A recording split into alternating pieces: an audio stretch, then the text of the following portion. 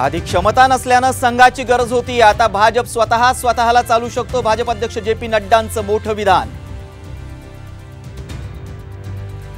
आमचं सरकार आल्यानंतर शिवसैनिकांना मारहाण करणाऱ्या पोलिसांवर कारवाई करणार। मुलुंडमधल्या राड्यावरून उद्धव ठाकरेंचा पोलिसांना थेट दम। आम्ही 48 पैकी 48 जागा जिंकू, उद्धव ठाकरेंना विश्वास। तर ठाकरे 48 पैकी 49 जागा जिंकणार, देवेंद्र फडणवीसांचा टोला।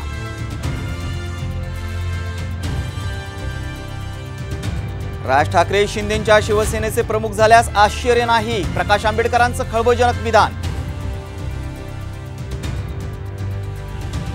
पुणे सोलापूर रोडवर होर्डिंग कोसळलं, काही गाड्यांचं नुकसान, सुदैवानं मोठी दुर्घटना टळली।